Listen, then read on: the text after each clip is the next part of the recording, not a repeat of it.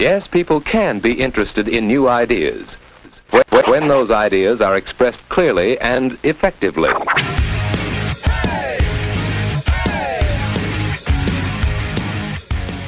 Welcome to the Research and Destroy podcast. Here's what we do. Step 1, we take a subject. Step 2, research the shit out of that subject. And Step 3, destroy the subject as we discuss what we found. With your hosts, John, Adam, and Justin. I'm John. I'm Adam. And I'm Justin. Today's topic is world's worst criminals. I don't know about you guys, but I am pretty excited about this one. I think there's a lot of potential here for learning a little bit of interesting stuff and also laughing our asses off. I'm also very pumped. This one, in my opinion, I did the most broad searching because I think, as we maybe all noticed, there's not a whole lot to go into in depth in a lot of these. They're not like huge long cases, but there's just a lot of dumb stuff out there, and I'm excited to talk about dumb stuff. I hope that we have a dumb criminal story about the person that killed a guy by putting him in a gym mat and putting it upside down. Could you imagine? New information. Yeah, we just unveiled. Crack the case. So what do you guys think we're going to find? Like, before you started reading, what kinds of stuff did you think you would find, Adam? I thought I was going to find people that like went in to rob a bank and they had like, instead of like a mask that was like a standard bank robbing mask, like a ski mask, it would just be like tights or whatever that were like way too baggy so you could like see their entire face, which there are some that are just like that, right? Yeah. Or there's ones that people like think they're going to break a camera or something and then they don't, and then it like shows their entire face. Or I don't know. Yeah. Just stupid stuff like that with like not a lot of pre-thought. And needless to say, I didn't get those two, but I got some other gems. Okay. John, what did you think you were going to find when you picked this topic? I was really trying to find a lot of like white trash stories, like Florida Man type stuff. I love when like trash people commit crimes. Awesome. And they just, not so much like dumb criminals is the topic, but I wanted to find criminals that are just like were dumb people ahead of time and then just did something stupid and didn't realize it was illegal type of thing, you know? Oh, okay. That's fascinating take on it. That's interesting. All right. What about you, Justin? Oh, okay. Well, I was really hoping to find like really elaborate crimes that didn't work out. For some, like, I think when the more complex the plan is, you know, this is what I was hoping to find. I was hoping to find really complex plans that had like one thing where they're like, oh, we forgot to put gas in the getaway car. Mm-hmm. And like it all comes down. down. This? I did. You did? I got a couple. Shit. I got a couple good ones where like little things kind of fucked up these whole big like kind of Hollywood style crimes. Oh, mine are like about morons that were morons from the get go. Yeah. Yes. So I think it's a good. Well, I was gonna say mine are mostly like Facebook posts where they just say, "You won't believe what happened to these criminals next." Well, that's a good mix, man. I think that's kind of awesome, actually, that we're going to get to kind of hear all sorts of the whole spectrum. Yeah, I will say, prior to us jumping in here in a second, because I know we have quite a few of them, we probably want to get started. Yeah. I will say a tentative running bet. Let's see which of these stories has the best either story headline on the website or like in the newspaper. Okay. Well, at the end, we'll see if we can remember any of them and see if we can pick the best one. Like I'm just going to guess, but it's like a guy from like, he's robbing like a cannery and it's like man, man. And it's like nonsense like that where it's like stupid pun Yes. headlines. Okay. If possible. Okay. Cool. Who should go first today? Justin, you will go first. Ladies first, as always, my friend. All right. Well, so, okay. That's fine. Now that we've recorded our opinions, I think we should investigate to find out whether or not our opinions are based on good reasons. So let's jump into it. I've got a couple here, and I'm just going to try to keep it. I have 6 total, but I might not be able to get to them all. And the first one, I'm going to ask you a couple questions here. Have you guys ever heard of England? The place. That's the one. All right. We're on to a good start. What about London, okay. the capital of it? All right. So England. This is an attempted robbery. And there's a place in England, in London, and it's called the Millennium Dome. And it's like a giant expo center. You actually probably seen pictures of it. I think you can see it in the skyline. It's this big dome and it's got all these yellow poles sticking out of it, supporting the roof. Okay. You may have seen it. If you see it, you'd be like, yeah, I've seen it before. Sure. All right. There was a diamond exhibition happening at this place. Ooh, and juicy. this like group of, I want to say 6 people planned a heist. It fell apart in a couple different ways. A local gang, and they say gang, but it's not a gang. It's like some people that knew each other, had been like scouting this location for months. And so it's right on the river, right on the water. Right on the Thames River. Mm-hmm. And their plan, should I tell you this part now? No, I'll get there. So they had been planning this thing for months. This is in 2000. In the summer of 2000, there is a group of the Metropolitan Police Service called the Flying Squad. I don't know why. They don't fly. It's like, did they pick their own name? Because if so, yeah. So the Flying Squad is like this elite, covert operations section of the Metropolitan Police Service, not force. And they received, in the summer of 2000, they received a tip that a major armed robbery plot was happening, but the location was unclear. But the identities of some of the robbers were known to police. So, because they said, hey, these people are committing a crime. So the police spent a number of months developing intelligence, like surveilling these people. They named it Operation Magician. That's what this whole surveillance thing was, which is throwback to our last episode, I think. Beautiful. Yeah, it was Operation Bullshit Magician. And dude, I listened back to that one and it was slaying me.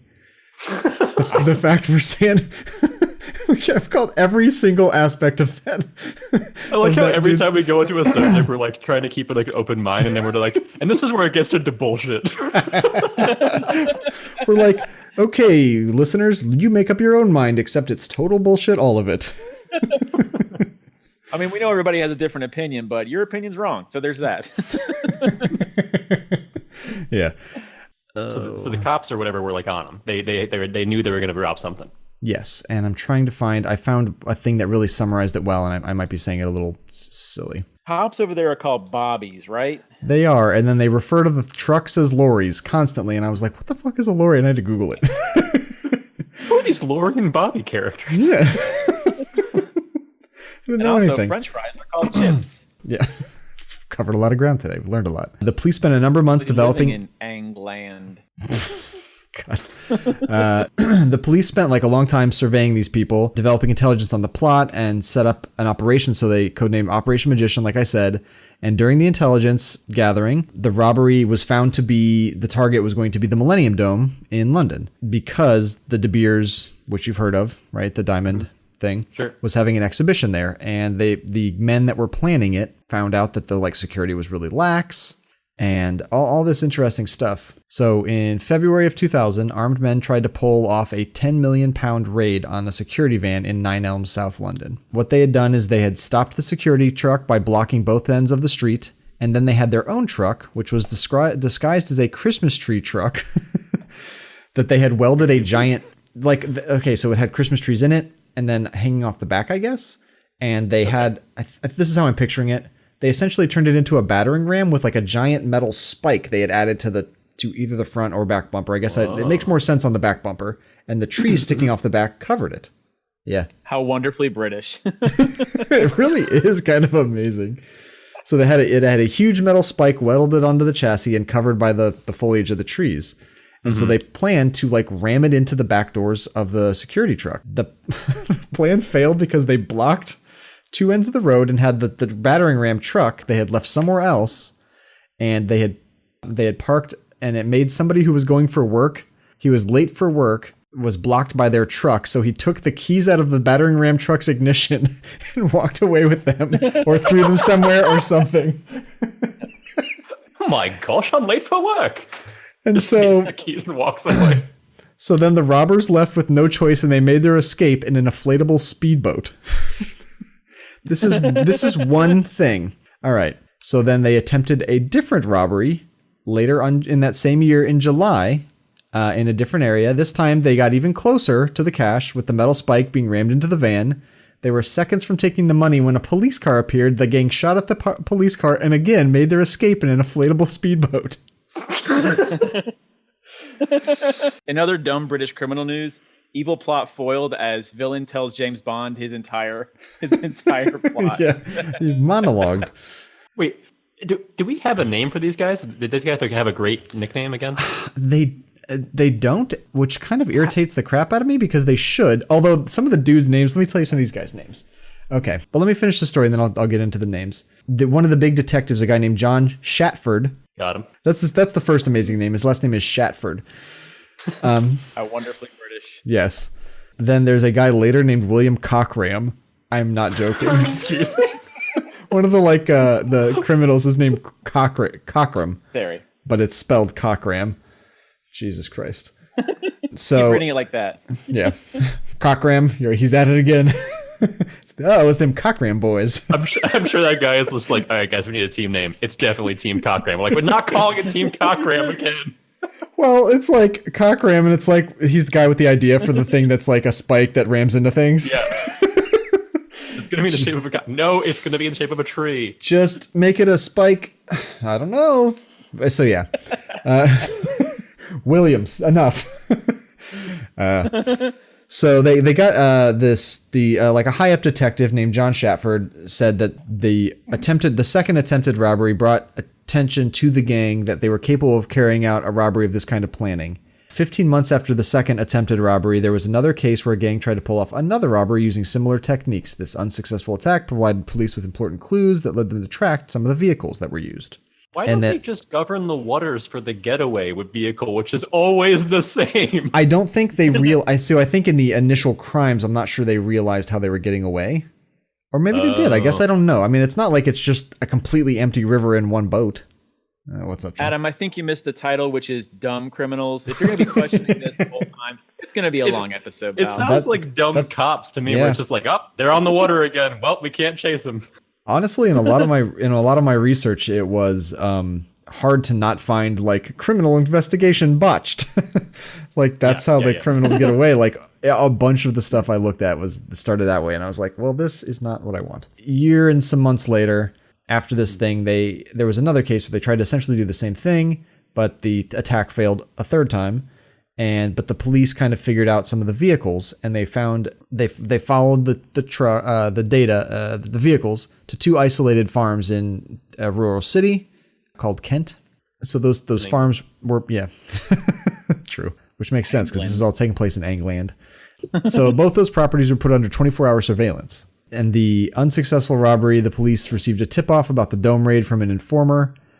And at a meeting between detectives to discuss the Nine Elms one, which was the first one with the two trucks where the keys went missing, they decided they shared some information and that they had information about the dome raid, and they realized they were the same people. One detective who had recently visited the dome said maybe they're after the Millennium Jewels. And then that comment started kind of an investigation into the raid. So we're moving forward to fall of 2000. The team identifies three of the suspected robbers: Lee Wenham, Raymond Betson, and the now infamous William Cockram. So they identify three of them are actually at the dome via surveillance cameras, and they found out that every time they had visited the attraction, the Thames River was at high tide. They kind of like eventually observed this. So they realized these guys are showing up and like casing the joint back, basically, and that they were observed visiting the exhibition and recording video footage, and the police realized that they were like casing the exhibition was the target, and the surveillance on the men was increased significantly, and the dome was placed under close watch. What do you guys think these guys are? I mean, I think it's obvious what they're up to, but what do you think of these criminals so far? Well, I mean, spoiler alert, not too bright. Yeah, true. So they're going there during high tide to check it out, right? So they're going there to like. They're trying to just like steal the jewels and then jump on a boat again. I mean, it's round 3 or 4 or 5 or 6 or 7. like get one. Notice this huge like inflatable raft that they're carrying around outside. Oh my god! Yes, right. Like it seems like a predictable pattern. Yeah. You know, I've seen Temple of Doom. That's the only time you can actually really truly escape in an inflatable raft. What's that? In the Temple of Doom. Did I just lose you guys with an Indiana Jones reference? No, but what's to high tide? Oh, well, no. He jumps out of a plane, and they use the inflatable raft as like a parachute to like. Oh yeah, it slows his fall. Yeah, which I don't think that would actually work. Impossible. Yeah. Yeah. I still think. I mean, you might fall slower, but you're still gonna fucking hit whatever you do really hard. Yeah, like rocks or water or just anything. Well, like, doesn't he survive in a fridge at one point? Listen, like, doesn't that happen? The fourth one, and I think we ignore that one. Okay. So. Like, there was like he survived a nuclear explosion by hiding in an old refrigerator. Yeah. The fridge broke his fall. Yeah. Okay. So Also, he crashed his planes. So due to the increase in surveillance, the police discovered other members of the gang. They a guy named Terry Millman. He was tasked with obtaining the getaway speedboat, which was to be used in the escape. Cockram and Betson were observed filming the surrounding river and jetty, and the surveillance on the gang continued, and their visits to the dome became more frequent.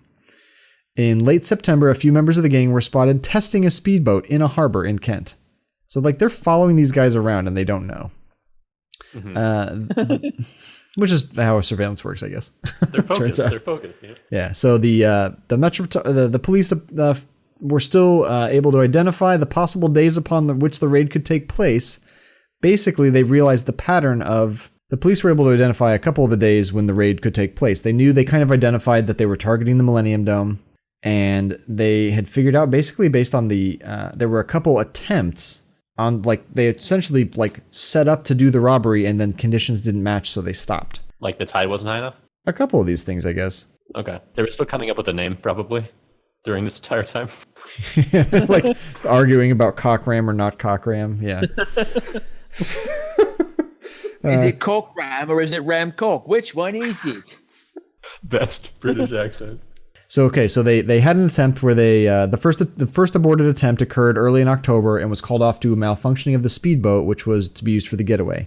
They had a second aborted attempt one day before the date of the actual raid, but it was canceled because the guys that were doing it discovered the tide was too low to ensure a safe getaway. After this attempt, the police suspected the raid was imminent and were convinced that it would take place the following day. So the police replaced all the dome staff with armed undercover officers. Oh, genius. They also built a false wall and hid about 20 officers behind that. They had time to build a false wall in this time they were planning? They knew it was... I don't know. That's what they... This is a Benny Hill scenario, actually. Like they fall. Yeah, they come out and they all come and hit him with the... Oh, yeah. It's 20 officers, but they're I scantily picture it's clad. one of those like rotating walls where like the police come out and the bad guys go in and they just keep rotating. Like with a bookshelf on one side? Yeah. Perfect. That's very British. Very British, yeah. That's so England. So after the attempt, they were convinced, the police were convinced that the raid was probably soon, and so some members were spotted towing a speedboat to Greenwich. Yeah,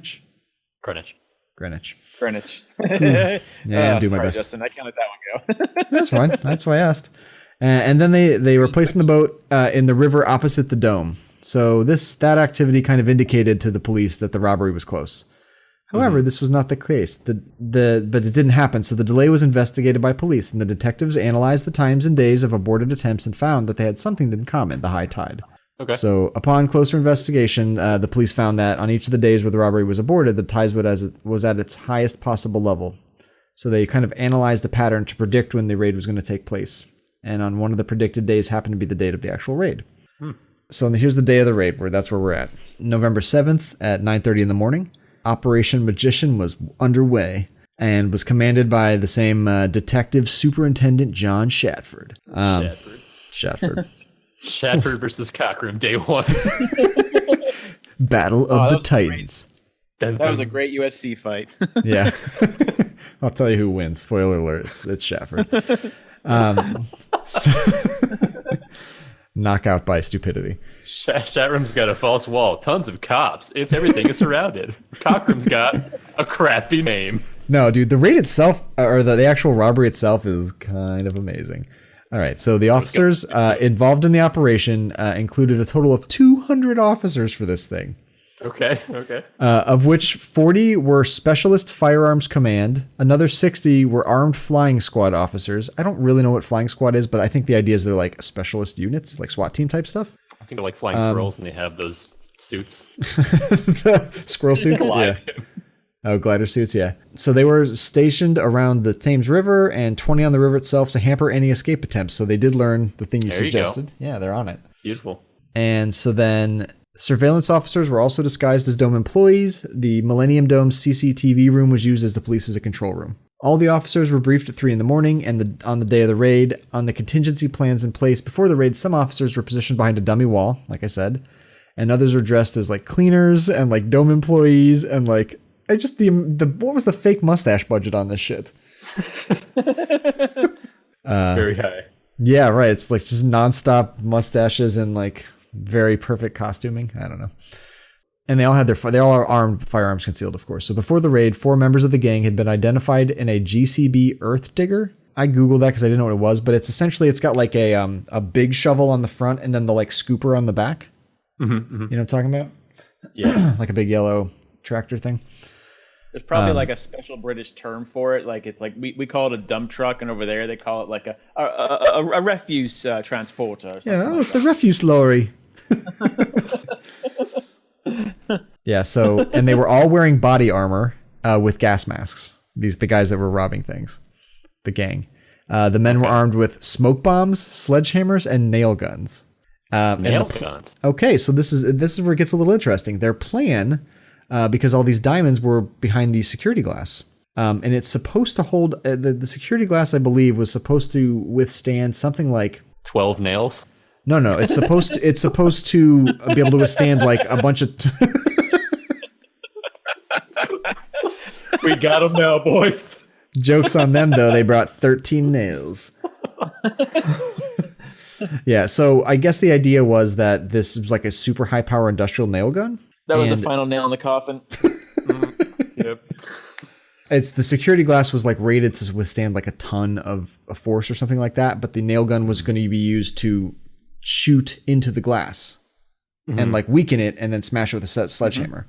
I think that makes sense. Like if you can get enough nails, like in a circular pattern, you could like make an etching of like one of those kind of like, circles, and then you can just like punch through it or something. I see where they're going with this. I think that happens in cartoons. Yeah. So that's how I would plan my superbly planned. Okay. Real nail biter. Let's keep it going. Yeah. Oh, bad. So what they did. So the idea was they were going to use that because if they wouldn't use a gun because it would ricochet and hurt somebody or hurt themselves, shoot themselves. But the nail gun kind of it stops right there, so it won't like bounce around. I guess is probably why they chose that versus a gun, like a regular gun. So they used the tractor to crash through the wall of the dome. Okay. Phase 1. Yes. Cockram phase 1 complete. So they used the digger to break through the perimeter fence and to crash through. Every time there is some kind of cock ramming happening in this plan. Just Williams in the thing, fully erect, like do it. First, we gotta paint it. Cock ram, not again. Oh. Like I gotta ram something. Okay, get this wall or something. Oh shit, there's 20 cops behind it. Oh shit. Cock ram this, and he does. Cock slam. Catchphrases giving us away. So the digger. So the yeah.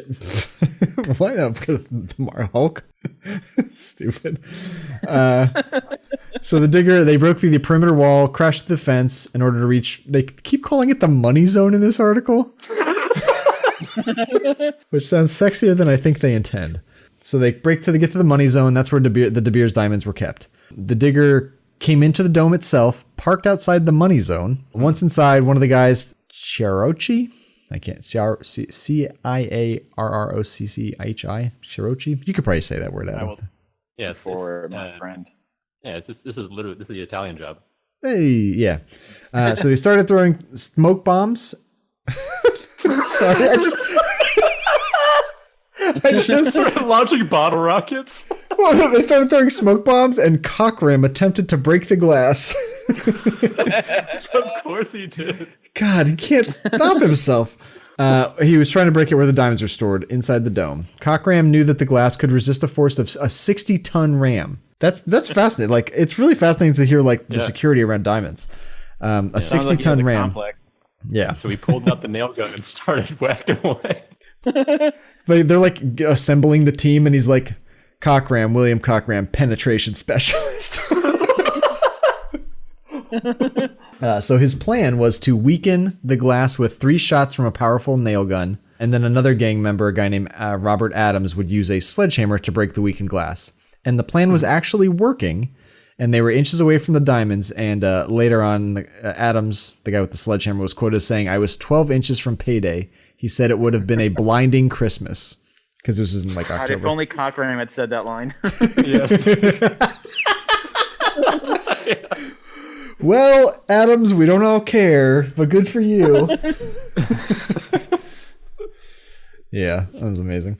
So they just nabbed him as they were like close to the diamonds. They just like waited, or so essentially they get that far, and then the police like pour on the members from the gang as they attempt to smash their way into the display using the sledgehammer and the nail gun. As the 4 men were being arrested, other officers stationed around the dome arrested another man who was in a high-powered boat on the Thames. The police also arrested another man suspected of monitoring police radio frequencies. He was detained on the shore opposite of the dome. All the suspects were apprehended, and Millman was the getaway driver, and he was apprehended in a van. Once all the suspects had been detained, they were taken to police stations in London. By noon, some areas of the dome had reopened, but some areas, including the money zone, were still cordoned off. At the scene of the arrest, David James, the dome's executive chairman at the time, was saying that they were all on the ground, trussed up like Christmas turkeys, but he said it was all relatively calm and they were almost joking with the police, who were standing over them with guns. They got pipes or whatever. What's coming out of it? Good try, chap. Good try. Jolly good. Jolly radio. So Shatford, the police detective, said that the decision to wait till they were inside, because they got some flack for like letting them, like if they knew all this shit was going, like why would they not like stop them before they drove the fucking tractor through the wall? Right. Oh yeah. And I guess he said the idea was to wait until they were inside and basically imprison themselves. They thought public safety was better to let the robbers get into the vault where they were effectively imprisoned. And they're caught in the act, right? They're caught. Totally, yes. Well, I mean, attempted They're robbery. caught deep in the act, if you will. Oh yeah, 12 inches from payday. So the British people have such like silly names for things. So the Serious Crime Unit of the Kent Police worked in conjunction. The Serious Crime Unit, isn't every crime serious? I mean, not the ones I'm going to tell. They got, Shatford used to work in the Silly Crimes division, and now he's in, like... Shatford. You got to put away those clown shoes now, Shatford. Yeah. And they arrested 6 more people in connection with the raid, and they were between 38 and 62. So I guess I thought people would be younger. Yeah. But that's a total of, I think they said 5 and 6 more, so that's 11 people. Yeah, when you say dumb, I tend to think that they're younger too, because they're like, I figured older people committing a crime have like really thought it out, but no. Apparently not. So then let me tell you a little bit about the trial, actually. So the trial came to trial a year later, and on November of 2001. So it was heard 6 members of the gang were present, and one of the guys, the getaway driver, had died of cancer. Ugh. So they heard people were caught by undercover cops in the bobbies in the dome. So after they burst in, yeah, you're welcome. I'm just trying to keep you guys in well, now I'm breaking it, but I was trying to keep you engaged in the story where you suspension of disbelief. As soon as you say policeman, I'm lost. I'm like, where does this take place? The United States? I was like, the police are like, wait a second. You said cops.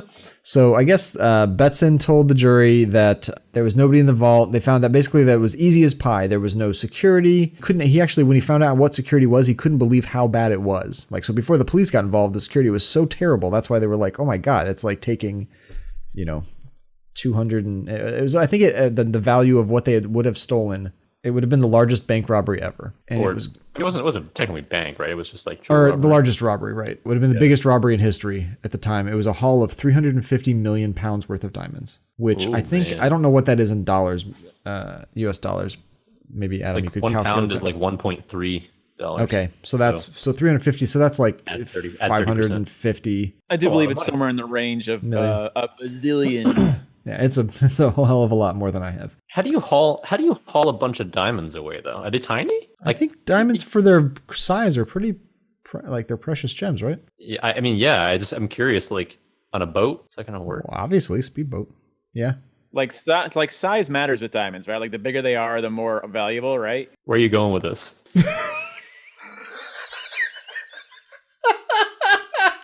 John's Alexa. Did you say size matters? And Alexa's like, excuse me, it's not time yet. John has his Alexa to tell him that size doesn't matter. No, it doesn't, John. Alexa, tell me. Does size matter? I won't. Alexa, does size matter? Oh shit! Somebody just a JCB digger just broke through the wall. Alexa, what's a woman?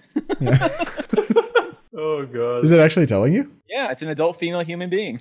Is that what it just said? So they said the dome was always empty. There was no one to hurt. Because I guess they were part of the trial was that they thought they were going to be able to break in, get from the main gate. They were going to get in, get out within 5 minutes and be back across the Thames River in 5 minutes.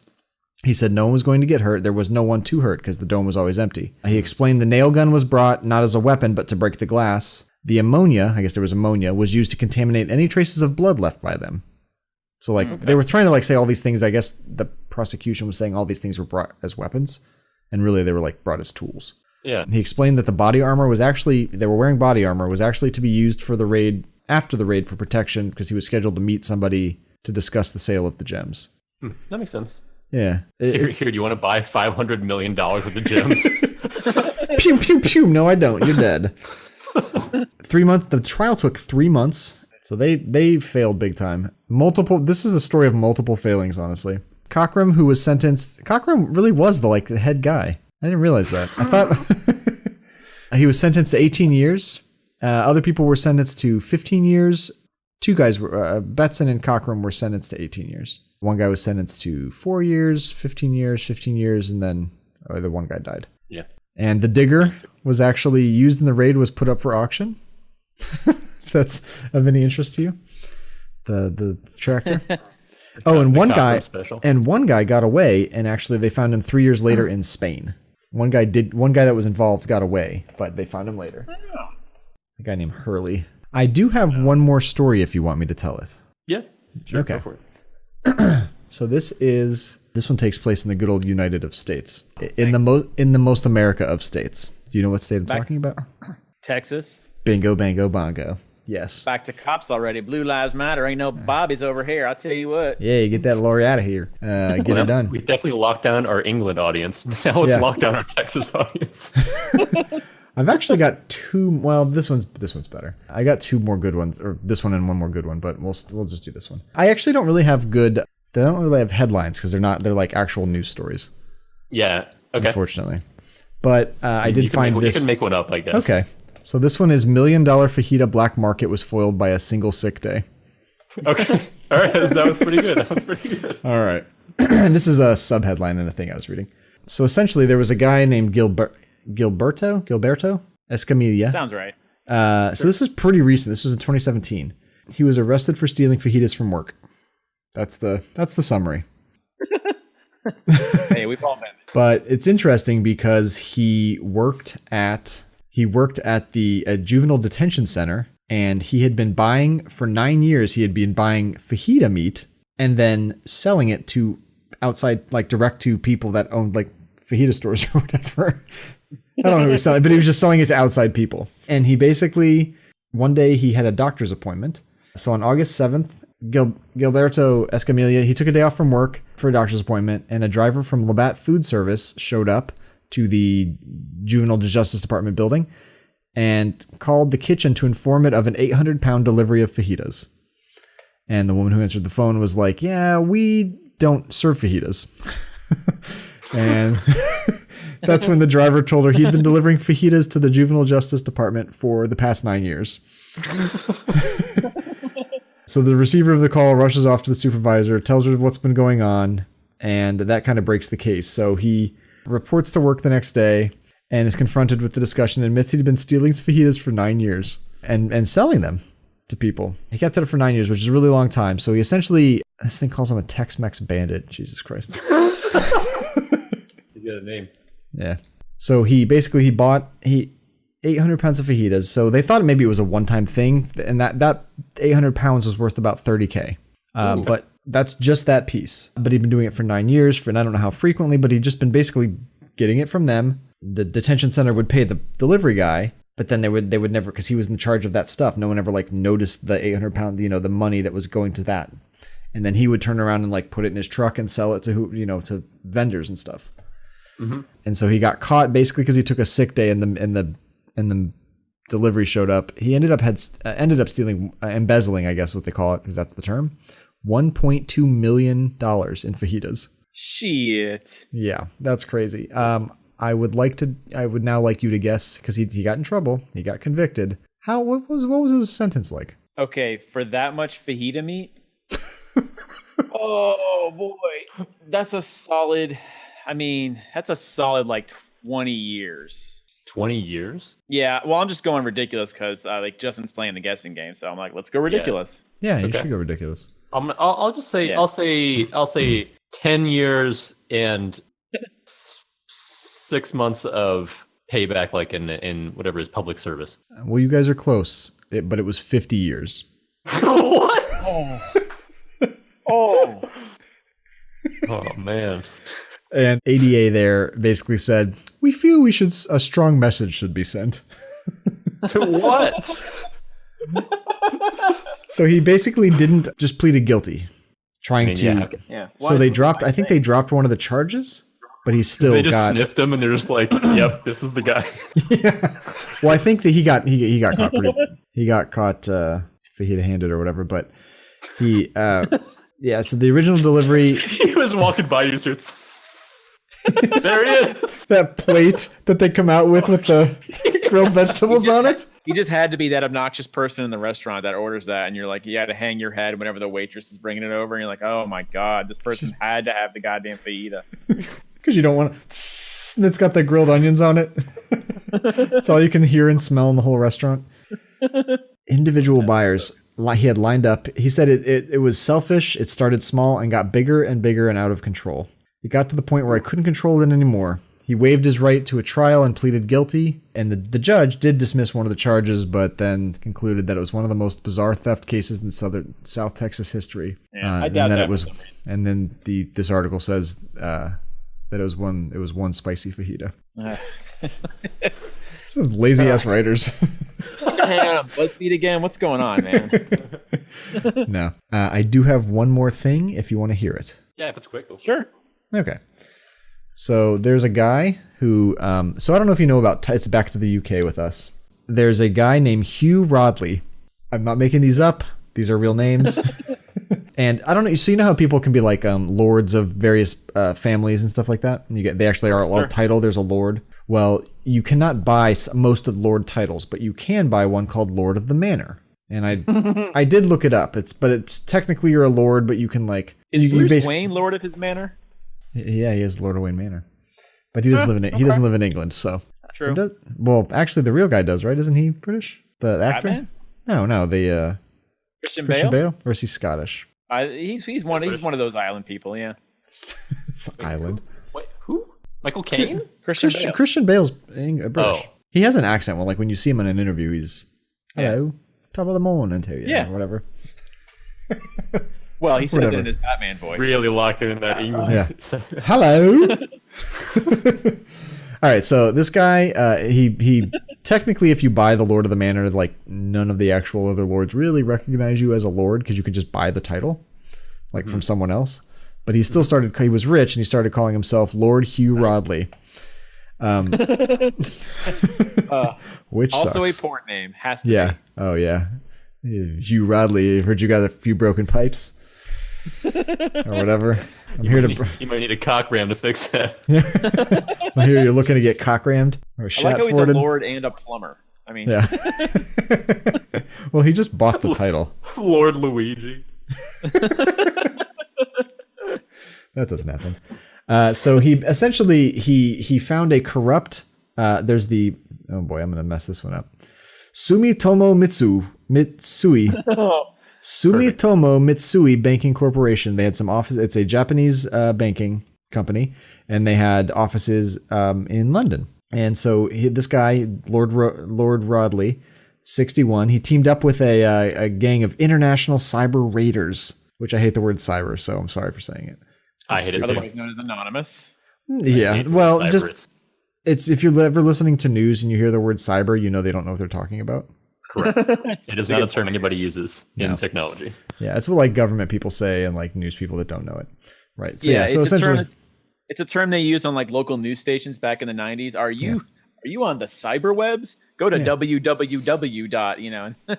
They're like today's update on cyber crime. So he essentially he had met a guy who worked in it. He was a local sex shop owner. And he worked with that guy and 2 hackers and a crooked security guard at this bank.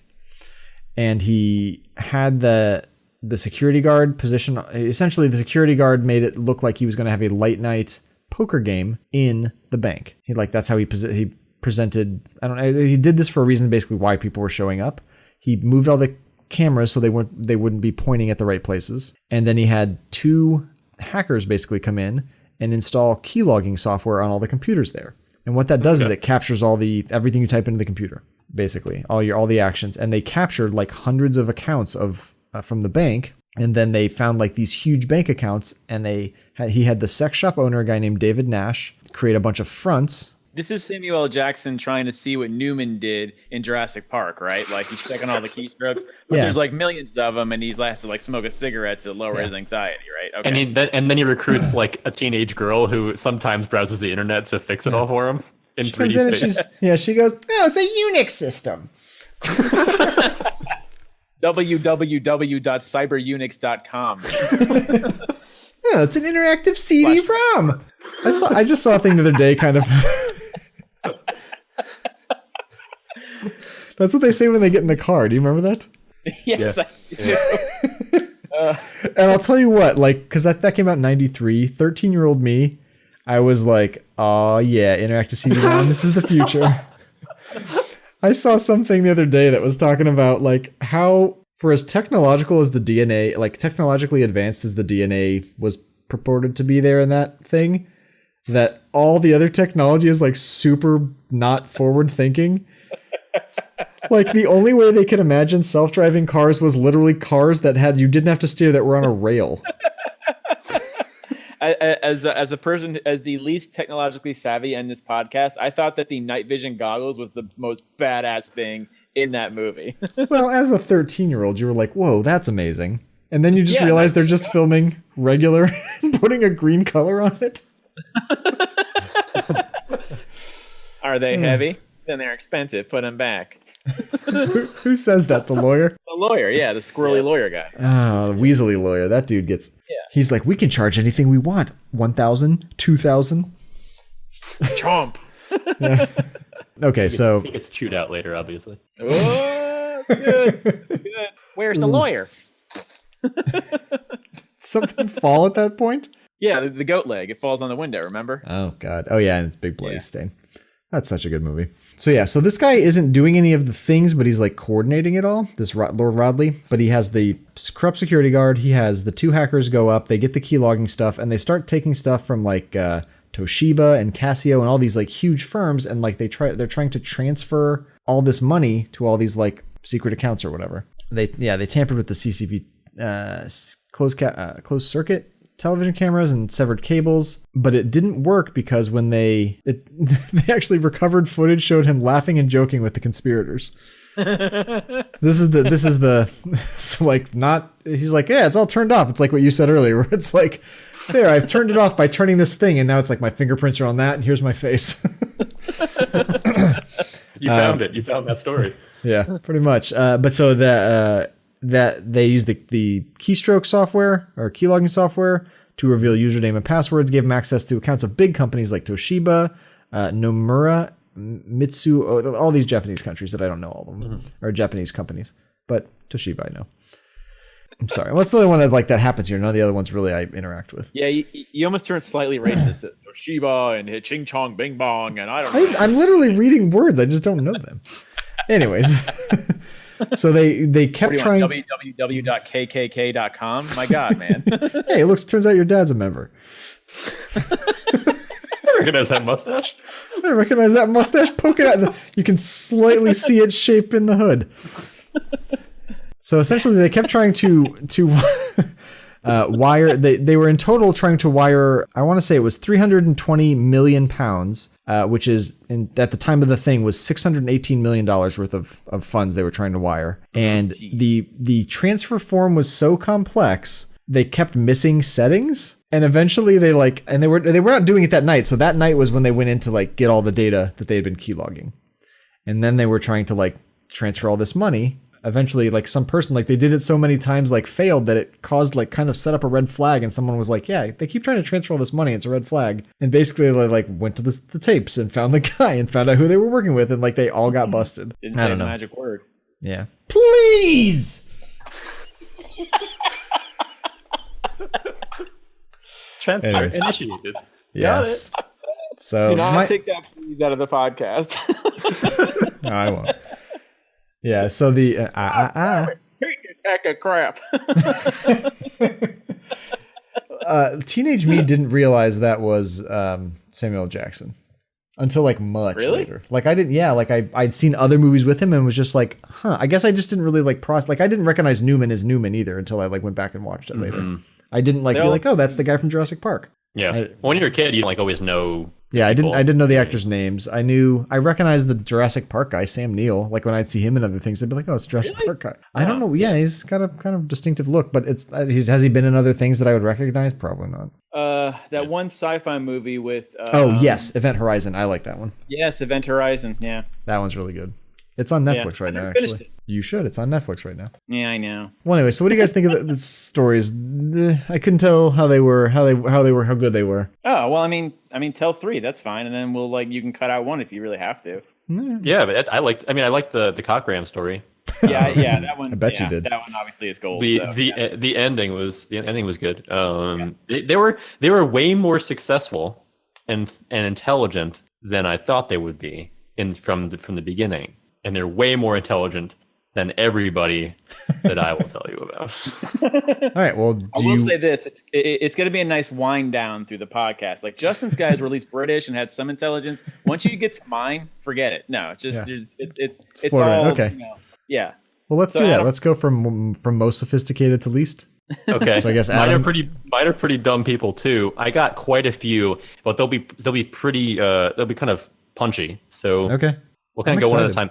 I hope, John, that I'm not stepping on any of your toes. I know there are a lot of them out there, but if that happens, it is what it is. I've got so I'll hit a handful. I'm going to try to go from least funny headline if I can to most funny headline if I can, and do kind of a brief synopsis, and then leave that's right. We got to pick the headline that we like the most, right, or something. That was your game. I mean, I think that would be fun. Yeah, I would do that. I like that. So okay. Justin, you had what was the fajita bandit, or I don't even remember what it was. Yeah, it was the $1 million fajita black market was foiled by a single sick day. Foiled, okay. I like it. That's foiled. Good. Yeah. They put their food in foil. It's terrible. Okay. This header and this one not very funny. Burglar caught red-handed committing second crime. Not great. That's why I started with it. Well, that one's not going to win. It's not going to win. No.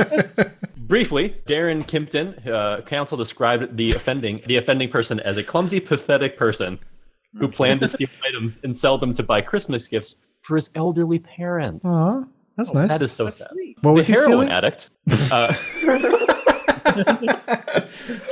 This story took a turn. Momentarily. The heroin addict, who has 36 previous convictions for burglary, was quickly caught by the officer as he tried to escape a house in Abington. I believe this is also in England as well. Jolly old London, yeah. Jolly old Abington. There's a theme here. There is a theme here. Weird stuff happened in England, the land of angels. He failed to... Is that what it's called? On time out. Is that what it's called? It's not Angland. Is it the land of angels? What's thinking of San Diego? Something like that. What's Kimpington doing? Kimpington, he tried to go into the first property and was unsuccessful in Monks Park Road, Abington. He succeeded in cutting himself, leaving his blood around, all around the door and the door lock. He's on heroin. He's not. I don't know if he's on heroin right now, but he didn't get in. Cut himself, left blood, left the scene. Got to go to a different house. He goes to another house down the road in the same neighborhood, and that house had already been broken into. That same. Yes. It's a shitty neighborhood. There were police inside the house already. The second house. They were interviewing the victim. When Kimpton appeared with his foot inside of the door inside the broken window part, trying to crawl into the broken window. And he noticed as he got inside, there were police inside, and they just cuffed him. So you just see the flashlight turn and light up a foot coming through a window, and they let him come all the way in, huh? Does he look like that? That's a different guy, but you could arrest him too, I guess. That's weird. That sucks. So they arrest him. The forensics later confirmed that the blood on the lock in the first house around where he cut himself was his as well, so he got arrested on 2 different charges. Oh, and he's like, we're called the Wet Bandits! Wet Bandits! Classic. That's my first one. That's my first good. I like it. Chopping it down. All right, next one. Headline. Police say robber failed to rob 2 banks 3 blocks apart. Another sequential weird robbery. A lot of numbers. Yeah, weird. I don't know why people try to do this stuff. Just take a break and then do it later. Like the raft we had earlier. Take a 15-month hiatus. So hold on. They were trying to a lot of boat problems with that one. What hold on. So they were trying, before you start, just the headline, maybe you'll clarify, but they were robbing 2 banks. What was the separation? 3 blocks apart. At the same time? Like the same one after another? One after the other. And yeah, in series. Don't you think, just before you read this, if you were thinking, okay, I'm going to rob 2 banks, 3 blocks apart, it's going to be fucking swarming with police. Mm-hmm. This is what I do when I play GTA 5. You want to rob as many stores as you can, but you got to go boom, boom, boom, boom, just do them quick, go, go, go. Mm-hmm. But, not real life. Yeah, okay. I don't think you would do that in real life. Yeah, very, very, very true. So this one, the guy goes in to the bank. He goes to the first bank, and basically the people there, he basically passes them a note, and it's all misspelled and they can't understand it. So he leaves. So it's showing that it's a good criminal, because they don't know what to do. And he goes to the second bank, and the teller there goes, "Oh my God, are we getting robbed?" And when he hands him the paper, doesn't know what's happening. This is in DC, by the way. This guy's 20 years old. He jumped from the one to the second one. The wording on the paper, it just said hundreds, 50s, 20s, 10s, and he just put that across on the paper. The teller was confused, and she responded what do you want with this? Are we getting robbed? And the guy says. So she handed the note back to him. He wrote back on the note again and gave it back, and it said, "All Mona, M-O-N-A." Dude, this guy might be on heroin too. The teller was just sent him away and told him just to leave. So he left the second bank, and then she just was like, "What's going on here? Was that guy trying to rob us?" And then she called the cops by pressing the button. The cops came and arrested him. That robber's name was Tony Danza. Hold on, Angela. That joke sucks. Jonathan. Hundreds, 50s, 20s. Apparently, the quote that she remembered was when he handed it over. She was like, or is this a robbery? What do you want?" And he goes, "What's on that?"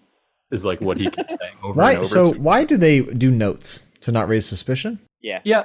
It's not because they're not trying to get their voice recorded or something, right? I don't think they do. Classically, they don't usually do voice recordings at places like that. It's just those CCTV cameras. Okay. Yeah, believe it or not, banks only record video, not audio. So. Oh, we have ourselves a bank person with us. Oh yeah, interesting. Yeah. And it's funny because I was going to put in my opinion here. Has there been a successful bank robbery in the past? Oh yeah, constantly. 20 years. Yes. Successful, where they never got caught? Yeah. Yeah, people there was a string of bank robberies in this area. In the last really? 2 or 3 years. Yeah. How I thought there was just so many there's so many security things involved. It just seems impossible to rob a bank now without getting caught. There's a bank here that has I don't know what it is, but it's an air lock almost, where you go in and they have to if you go in there, they can lock you in and the whole thing's bulletproof. Yeah. Yeah, like a man trap. Yeah. A vault, you mean? No. Don't say man trap. But like, no, like, so Cockram the special. the entrance that you go into the bank through and exit through, that door has like, it's 2 sets of doors. And the glass is thick, and it's like this glass. It's like the chamber they put Magneto in. Oh yeah. Like, and like apparently somebody now tried I to get rob it. that bank and got like, they go to leave and the tellers just press a button and lock them in there. That's awesome. It's pretty cool. So they can't, but then I don't know what they do. They slowly fill it with sleeping gas or something. Like, how do you get them out of there without them being like? I think just wait for the cops to show up. Like, wouldn't that just be like, because it's all glass? Isn't that just a recipe for a bunch of bank tellers watching a guy shoot himself? Yeah. Or, like, what if you're one of those people that's like walking in at the same time and they close the door and they're like, oh boy. Hey, I got nothing against you, man. I'm sure that money's great.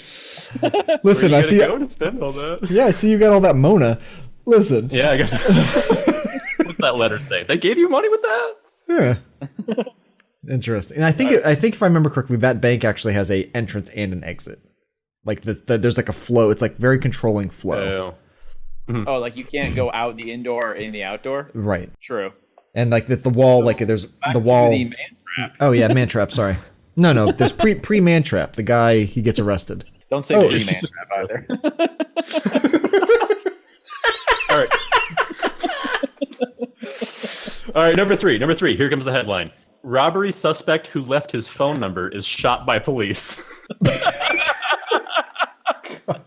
I mean, come on. Did he die? Did he die? I don't think. No, he didn't die. Yeah, that's good. So in this one, this is in my area of the neck of the woods here in Chicago. 18-year-old guy in plain clothes basically walks into a building here. A masked man walks in with a revolver. He came into a Mufflers for Less place on Laramie Avenue. He began demanding some money. The 37-year-old mechanic said. The employees told him that they didn't have much money and they couldn't open the safe. So the man left 2 phone numbers for them to call him back when the they owner got returned. money? He left it. He was like, "Hey, when the owner comes back and he's got that combo, you hit me up." And he left. What the fuck is his plan? He said, "Quote, you guys better call me because otherwise I'm going to come back to shoot you." Oh, whoops. Yeah. Well, I think I just won't call you then, sir. In the next line, instead, the employee called the police. So they called the police. The officers dressed up in some plain clothes and just chilled out at the shop. And as he came back to the shop a couple hours later, the cops came out and tried to like grab him. He pulled out a gun from his hoodie, and the cops just shot him. As they shot him, it wasn't life-threatening. Yeah, they just shot him a couple times, and then they brought him to the hospital. They just shot him a couple times. Yeah, that's that story. These plans, like, I know this is like a stupid thing, but I feel like when I was a kid, even like, I'm not a criminal person, I don't have any interest, but it's like, I'd still think like, if I was going to commit a robbery, here's what I'd do. Yeah, you plan Like, it, right? like I'm sure you'd like think it out. Like I remember there was a point where somebody in like middle school was like, well, here's the perfect way to kill somebody. You cut off all their fingers and put it in a bag, tie it to a rock, throw it in the water. Mm-hmm. Like I've never, wait, I had something I was going to say, but wait, go back to what you just said. Like that just went right by me. The perfect way to kill somebody? Well, like and not get caught is like you kill the person and then you just make their body unidentifiable. Oh, I thought you were supposed to you're supposed to do it in the wintertime and stab them with an icicle. Yes. Because the weapon melts. Yeah. And you gotta do it without a motive, because if you have a motive, they'll always track you down. You gotta do it randomly with icicles. So hold on. There's no wonder you guys both live in warm climates, and I'm up here in Chicago getting stalked by icicle murderers. Fucking turns out it's the other way around. You're up there murdering the shit out of people. Hey. Nobody you know, just randos. Just. All right, here we go. Man. Next one.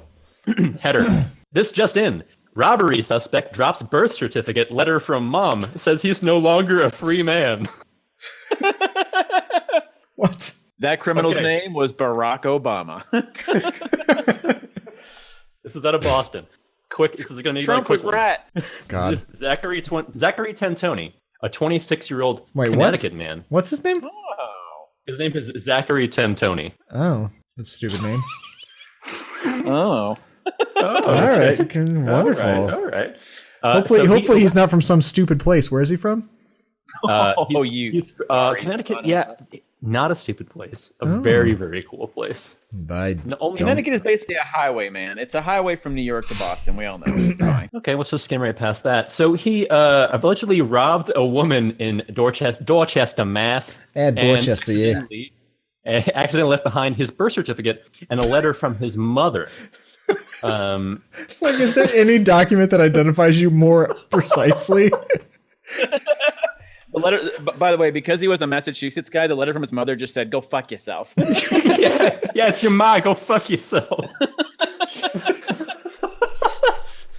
The police basically claim in that neighborhood that there was an unidentified woman who called in Monday afternoon to report that a man followed her to Harbor Middle School and stole her wallet. In the process of the alleged theft, the man reportedly dropped 2 bags he was holding when he ran off with the wallet.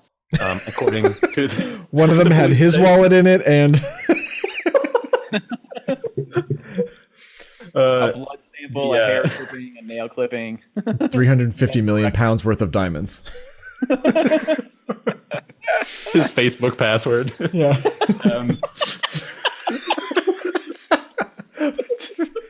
I thought I fucking told you never write this down. You're so stupid. Love your ma. Ma, I got arrested again. According to the police, one of the bags contained his birth certificate for a Zachary Tentoni and a letter addressed to him from his mother. Police were able to track it down, matching the description of the suspect, who initially identified himself as John Foisey from Connecticut. Further investigation led authorities to identify him as Tentoni, and he was immediately arrested thereafter. Tentoni. Well, how does that name originate? Good question, actually. Like there were 10 of them? I was thinking like tent. I was thinking like tent, like, you know, like it's a new pasta style, like Tentoni. It's like in the shape of little tents, and there's like cheese inside. It's a new Chef Boyardee style. Hey, plausible. Get your Tentoni camping pasta. Tentoni. Yep. Yeah. Okay. Another one down. Knocked him dead. Here we go. Next headline. This coming in. No porridge for Goldilocks intruder who burgled Nelson home. An England one. We're going back. We're heading back across the pond. Burgled, my favorite bird, by the way. Burgled. Oh yeah, it's a great bird. It's what they say for many more things in England, obviously, than they do here. I really burgled that job. So Martin Hottleby, I don't know, and Pat Dyson were amazed. I have to say the headlines aren't really getting me so far. Okay. The names Okay. out of the park. Okay. This two kind of elderly couple, this retired couple, came back from being away for I think it's a few months. And they came back to their house. The retired couple hopped inside, first realized that something was amiss when they opened their front door to find that their post and their newspapers had been moved from the doormat. Mrs. Dyson said their house wasn't too tidy when they left, and then as they were walking around inside, they realized there was a man in their house. That's the giveaway. They found him like sleeping in the bed. Nice. And Goldilocks. Yeah, I was just thinking their porridge was gone. It's the Goldilocks moment. He apparently made some meals. He washed socks and his underwear there. He went to the grocery store and shopped for some groceries. This is like Kevin McAllister thing when the parents come back home. Yeah. Got a gallon of milk. And they found one gold tooth. She said he did burn an old saucepan, but that happens. pretty cool about it. So what was his crime? Breaking and entering? Yeah. Burning a saucepan. They just walked around for a bit. They woke him up. She's like, I wasn't frightened, but I was more surprised, and I knew I had to take control of the situation. The husband rang the police, and they said They said he was still asleep in their bed when the police arrived, and then they arrested him. Huh. The window cleaner said that she noticed that she saw the guy Czonjnowski, some Polish guy, in the house, and presumed that he was their grandson. So she didn't say anything. Oh, he was young. Yeah, he was like in his 20s. Oh, and I missed that if you said it. The lady the lady who owned the house said later on that she felt fairly sympathetic, although he did break in, but it was neatly done. Yeah, I mean, he didn't steal much stuff. He was just I mean, he did burn the Tentoni when he was making it, but Yeah, He did I burn was a gonna little bit. say, that saucepan, that's a crime in itself, man. Those things aren't cheap sometimes. yeah. It's true. I imagine this whole thing being discussed over like a cup of tea. She's like, so why are you in my house? There's like, Yeah. So wait, he went grocery shopping? he squatted in their house. Yeah, for a yeah. while. So they must have And been then he on just vacation for a while. Yeah, they were. I think it was for like 3 or 4 months. Oh, Jesus. Yeah. Okay. They're just hanging out there. Huh. And there's that one, which I guess it's a crime. It's not very malicious, but its intent is a little bit nicer than the rest. He was Yeah. criminally dumb. Yeah. He was definitely dumb, or just wanted a family. Which leads us into the next one. Next headline: Amish teen led cops on horse and buggy chase. Yeah. Okay. Yes. All right. I'm already on. Yeah, I'm already on board. Levi Detweiler, a 17-year-old. Of course, that's his name. That's a super duper Amish name. Good old Levi. 17-year-old Amish youth apparently led sheriffs on a mile-long, presumably low-speed chase after he ran a stop sign in his horse and buggy and refused to pull over. Pull over. Nay. Leave. Okay. Nay, I shan't, ye old officer. They were in a car. I really wish they were not in a car. The people who wrote this article too It's a try to throw in heist. some quips as well, which I'll throw in there in a second. A high-speed foot chase ensued. Like on a bicycle or something. Yeah. With a flat tire. They said they spotted him ignoring a stop sign, and according to the police, the teen then led them on a chase that ended with when he lost control on a sharp turn into a driveway, overturning the buggy into a ditch, and then he fled out on foot and ran. So they just the horse is stuck there. He just fell over the entire thing. Is it if it's a horse that falls over, it dies? Or that's why you don't do cow tipping, right? Do cows die when they fall over? I think that's one of the kills them? I think it can. Do they just explode on the spot? Well, I think it just falling over can injure them, and then you have to put them down. Maybe Okay. I don't really know, but Really? I think so. There's a reason they don't want you tipping cows. Oh, I just thought it was I thought it was just. Damn annoying to kids! cows, yeah. Yeah. I think it can hurt them, and they're worth Well, I a know- lot of money. I know horses are definitely worth, depending on the horse, are worth a lot of money too, and they have delicate legs if they fall in the wrong way, and then if you have an injured horse, then he takes the buggy and he runs. Do they the get next him? line on this one? I mean, I'm not usually a big fan of when places put their own kind of comedic puns into the actual story, but this one says no word on whether or not the horse was a white Bronco. Oh, Boo. gee. That's not good. So the Amish teen was arrested. He was charged and was being held on a $500 bond at the Cattaraugus County Jail. That must have been horrifying with electricity all around him.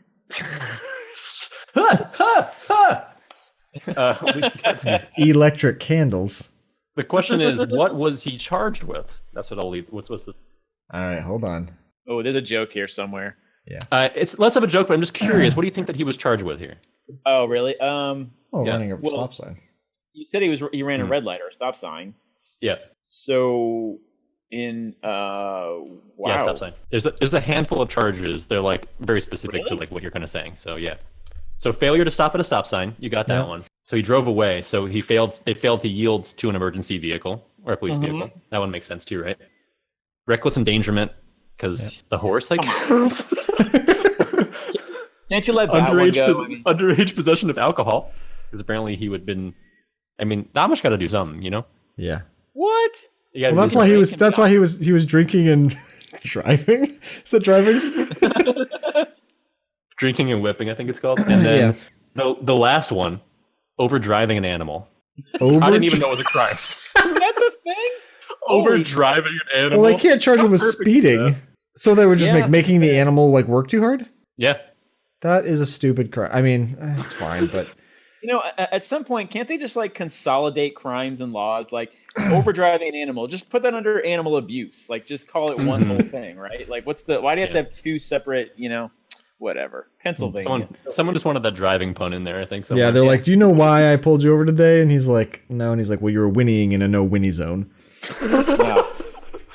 Fuck this stop sign, I'm out of here. Okay, we got Oh, no, I got another one. Hold on, I got another one. Illegal left churn.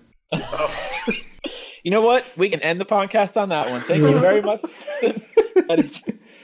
Okay, we're getting there. We're getting there. All right, what else we got? Yeah, one more. Couple more. Okay, next headline. This just in. Man arrested for allegedly throwing a live alligator into a Wendy's drive-thru. Please tell me this is Florida. Please tell me this is Florida. Royal Palm Beach. Yep. Yes. Yes. I specifically asked for no alligators. Hold the alligator. Oh boy, this one's really dumb. Wait, that's the whole crime? So it's a suspect basically said a 23-year-old man pulled over to grab his order. A server handed him a drink. When the worker turned around, the man allegedly reached into the back of his truck and threw a 3.5-foot alligator in through the open window where it landed into the restaurant. What the hell? Okay. Motive. What is motive here? Like what? I don't. Why? What kind of restaurant was it again? It's a Wendy's. Oh, okay, I get it. Where did you get it? What do you get? I love Wendy's. Okay, no, Wendy's has two good things about it, and everything else is the fucking worst. What's the good thing? Their Frosties are good? Oh, Yes. yeah. Okay, they're better than every other kind of milkshake from all the other fast food places. Yep. Except maybe with Sonic as an exception. Or Okay. Checkers and McDonald's. They're good. They stand on their own, and they're in their own category because they're not really a milkshake. It's something you eat with a spoon. You spoon it. Yeah. Oh, you spoon it. And their fries are good. Do you think she handed him just like a Frosty with a straw in it? And he's like, "Fuck this! You get an alligator." Where's my gator? Yeah, yeah. But the burgers are terrible, so I get it. What's your favorite? What's the other thing? Chicken nuggets or something? Oh, the But they're fries. squares. You're getting more burger for your money. Is that true? That's their thing. Yeah, they're square patties.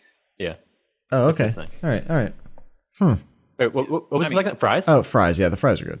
Oh, I like their fries too. Yeah. I might be confusing their fries that I like with Burger King fries because one of them are like seasoned, kind of. Can we all agree that Checkers fries are the best fries? Oh yeah, without a doubt. Yep. Yeah, the curly fries. I'm kind of with you on that. By the way, not everybody. Oh no. knows Checkers. I know. Although Yeah, I'll tell you what, Is like Rayleigh's. I said curly fries, but I meant those fries. Their seasoned fries are good, but Arby's fries are pretty good too. Yeah, I like Arby's fries. So So this was a heated debate. yeah, Seasoned fries. I think we're agreed. seasoned fries are yeah, that's where it's at. McDonald's fries are not good. I would just like to say that criminal really tipped the scales. Okay. Oof, God. Yep. On that transaction. Yeah. Okay. So the driver there was faced with aggravated assault and unlawful possession of and transportation of an alligator. Is there a no? I'm not even going to answer that. Is there a lawful transportation of an alligator? And I'm sure there is. Yeah. There has. I mean, it's Florida. We definitely know there has to be. So it makes this guy a a crocodile? No. Oh. Oh boy. Ooh, that is. Oh, hold on. Yeah, Okay. No, it's the guy that comes up, the officer that shows up. He's the investigator. He redeemed himself. I'm back. And we head to the next title. Yes. Here, this one's simple. This one's pretty easy. Man dressed as Gumby tries to rob store. Hold on. One more. The defender, that guy who went the guy with the truck with the alligator, he hired a litigator.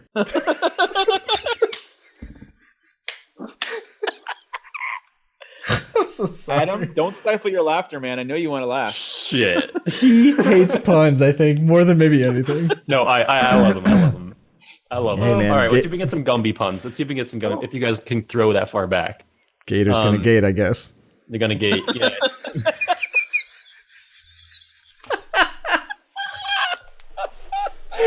Sorry.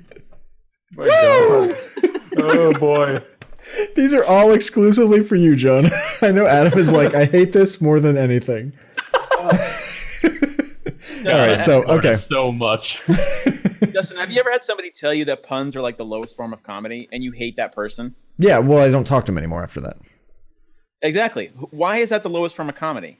It's because they're easy jokes. I mean, I get why they say it because they're They like are harder than people think. to come up with good ones. Yeah, Yeah. The Yeah. cream of the crop ones. Yeah. Yeah. but is that just us just being like, well, we're kind of good at it, so obviously they're genius. Come on, man. You said illegal left turn. That's gold right there. That's fucking gold. That's my favorite. Yeah, Sorry. thank you. All right, Adam. This guy showed up. What was the headline again? Something about Gumby. And We are back. Man dressed as Gumby tries to rob store. On this Monday in San Diego, a man fully clad in a Gumby costume made a botched attempt to try to rob a 7-Eleven in California. His getaway was just... Giddy up, Pokey! And then he stopped and sunk into the floor, came up inside a cup. He came into the store dressed as the green claymation figure. He announced that he was robbing the store, but the clerk thought it was a joke. Gumby said, "You don't think this is a robbery? Let me show you my gun." The suspect then tried to reach into his Gumby outfit, but had a costume malfunction and couldn't fit his hand into his pocket. Yeah, it's classic. These big Gumby hands, yeah.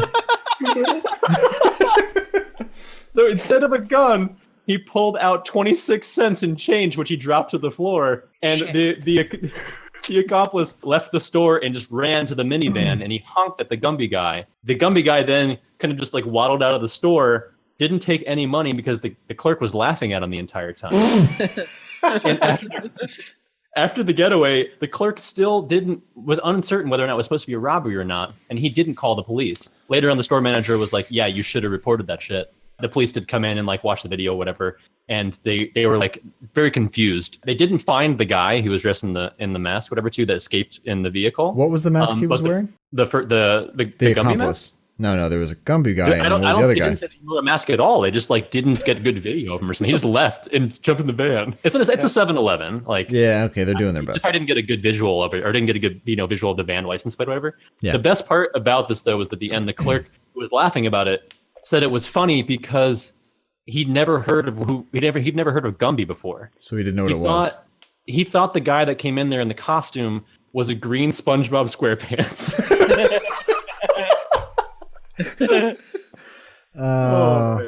That's sad. Gumby's are we too old? Is that why Gumby is a thing for us?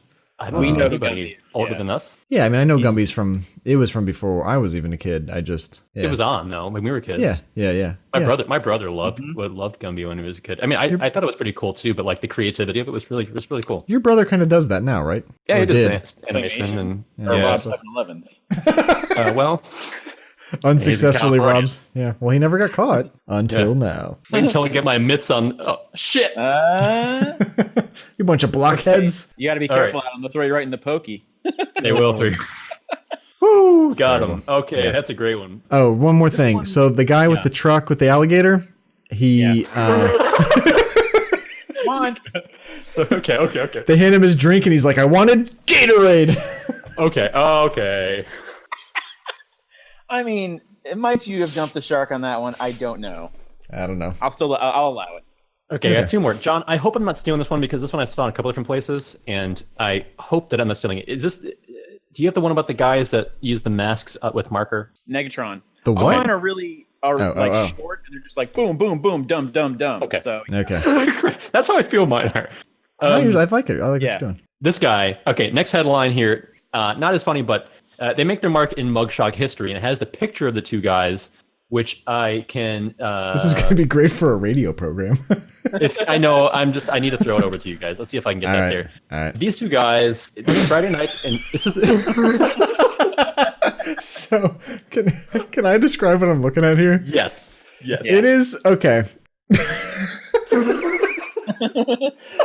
So it's two young guys, one kind of chubby, one kind of skinny, and it literally looks like when you fall asleep at a party, like in the movies, and somebody draws all over your face. Yep.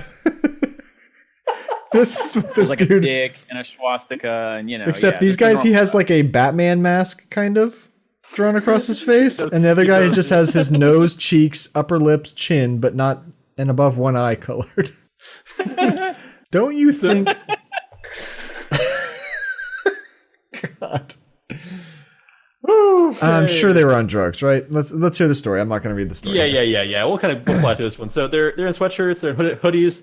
They had markered faces, and they break into a man's house in Carroll, Iowa. They apparently had broken into a place previously, and later on the police stopped the vehicle matching the description that some of the bystanders saw when walking by, and they found these two guys, Matthew Allen McNelly, 23, and Joey Lee Miller, 20. You know, when they have three names, something's wrong. Something's going to go down. Assassin. Oh, yeah. I have a thing about that. I heard of this somewhere. The reason they say three names is so, like, whatever those guys' names are, so Matthew McNally, like the regular, all the other Matthew McNallys out there don't know or know it's not them, or not that they don't know, but other people don't know. It's more definitive. Yeah, like Joey Lee Miller. Yeah, so like all the Joey Millers out there don't have trouble getting confused with them. Okay. You met a lot of Lee Oswalds in your time, though. You met a lot of John Ramseys. I think her name might have just been John Bonet, though. Like they called her the full name. That's her. Wait, she didn't go by John. Wait, her name? That is weird. Why is her first part of her name John? No, her full name is John Bonet. You have to say John Bonet every time. I don't have to, but well, first of all, tell me what to do. Yeah. There's two things going on here. You're not the boss of me is part one. Part two, what the hell is up with names with dashes in them? So there's two of these guys, which obviously means we're no good. We're very skilled investigators, and the black faces gave them right away. Yeah, it's a duocracy. It's a duocracy for sure. Yeah. In this car. Throwback. Yeah, that's basically it. But they basically just wanted to go out there, and they were obviously very dumb, and they were drunk, which you could assume going out there doing this. No. They were both charged with attempted burglary. McNally was charged additionally with operating a vehicle while intoxicated, and the lawyers could not be reached for comment for the two men. Why bother? What were they trying to? What were they trying to rob again? Just someone's house. Oh, good. Good job. Like that is a terrible idea. Like. The mask needs to be disposable, otherwise they're like, obviously you have fucking mark on your face. Yeah. The crime was written all over their faces. That should have been the damn headline. Should have been. Yeah. We get ourselves. Oh, I was just making sure you don't have another zinger there, John. I saw you cranking up. No, I mean, take a big breath. But they can wait. So. Okay. All right. You're not being an instigator, are you, John?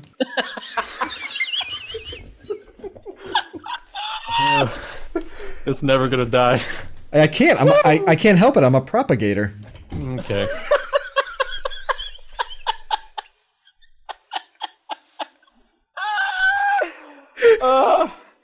Don't end this yet. Do not end. Sorry, I know you guys think this is a crock. Never let me go. Okay, let's dial it down because this is my last story. Okay. Last headline. This just in. Man dressed in wig, clown pants, and fake breasts robs bank with BB gun. This image. Silicon Valley. Read that description again. Man dressed in wig, clown pants, and fake breasts robs bank with BB gun. Fake breasts. What are the pants? Clown pants. What are clown pants? Like MC Hammer. Big, striped like MC Hammer, like. Oh yeah, okay. Taper out and they come together at the ankles. This guy, it's kind of funny too. It's like one of those like kind of night images, whatever. Too. This is an African American guy, but he has like a blonde, like wavy wig on. Beautiful. And like a full goatee. Ma'am, sorry, we're closed. God damn it! This picture. Okay. So the Swissvale police, this is in Pittsburgh. The Swissvale police say that Greg Geppert said that Dennis Hawkins, a 48-year-old man, shoplifted a BB gun from a local Kmart, and then he used it in a following heist. To rob that Kmart? The suspect allegedly fled the bank. Went to a bank. Oh, he robbed the bank, right? With an undisclosed amount of money. And shortly after the police were called to investigate the robbery, they received a tip from a nearby gas station that a man fitting the description was attempting to steal a car. Hawkins apparently covered in red dye from an exploding dye pack, allegedly entered a woman's parked car. She quickly got out of the vehicle, took her keys, and then alerted the authorities. Police arrived promptly at the gas station to find Hawkins still sitting inside the vehicle. They said, "He would get my nomination for dumbest criminal, I think." "Yeah, definitely different," said the Swissvale police chief Greg Geppert, according to KDKA. "I mean, with the wig on, you still have this black facial hair and a blonde wig. Definitely different." Well, like, was the idea?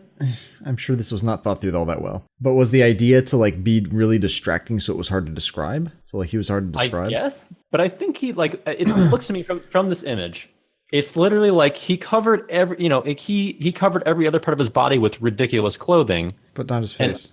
He did nothing to his face. Was he trying to like razzle dazzle him? The only part that matters, right? Like he could have done like the minimal effort of shaving. You know what I mean? Like at least start there. You know what I mean? So he's wearing a wig in that picture? Because that could just be hair. Right? That's a wig. He's wearing fake breasts. That's so weird. It's very weird. I mean, it's all weird together, but Yeah, and it's just weird because like all of these kind of together, right? Like they sound like they're back home, just hanging out, like checking their Bank of America account online and being like, oh God, I got to pay that credit card bill. time to go get some And money. then you're just like, you know what? Yeah. I know what I can do. It's like I keep seeing that clown costume down the street, and I know they sell BB guns at Kmart.